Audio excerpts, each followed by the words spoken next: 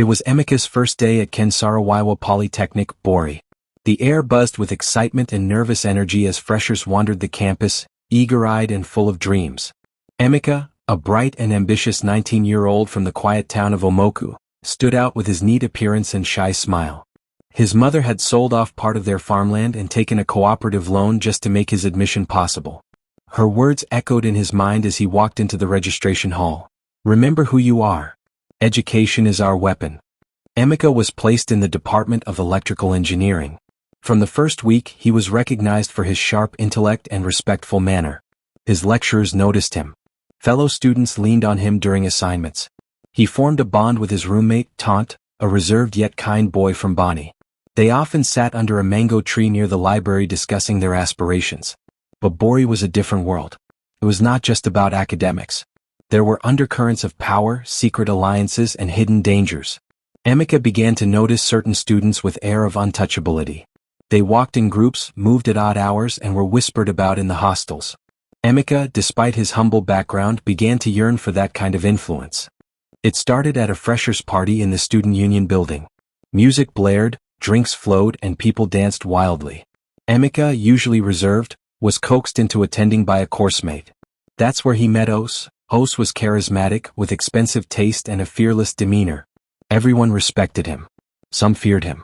Os took an unusual interest in Emeka, offering him drinks and chatting with him like an old friend. Over the next few weeks, Os started mentoring Emeka. He bought him food, introduced him to influential students, and shared stories of survival on campus. "This school no be for soft boys," he often said. "If you no get back, dem go press you." Then came the moment.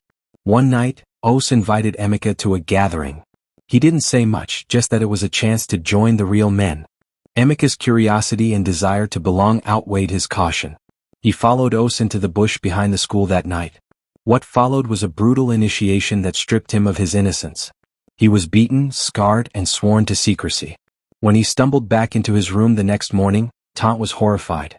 Emeka simply said, "I'm a man now." The transformation was fast and jarring. Emeka no longer attended early morning lectures. He started wearing dark sunglasses even at night. He had new friends, new language, and a dangerous new aura that he began handling assignments for the group. Sometimes it was to threaten a rival, sometimes to disrupt departmental exams. He even slapped a lecturer once for daring to report a cult member for cheating. Tant watched in disbelief. "This no be you, Emeka. What'n you day do?" he asked one evening. "You still day live like Mumu. Who respect you for this school?" "Me I don day build reputation," Emeka snapped back. Yet deep down Emeka was cracking. He missed home. He missed the boy who used to dream of building solar panels for rural areas. But every time he tried to pull out, Os would remind him of the blood oath. There was no going back. He had also started doing drugs to numb the guilt and fear. His mother called often, sensing something wrong. But Emeka kept up the lie, "Mummy, everything fine." The tension had been building. A rival cult group had lost one of their members in a clash, and Emeka's group was blamed. Rumors of retaliation flew across campus like wildfire. Security was tight but not tight enough.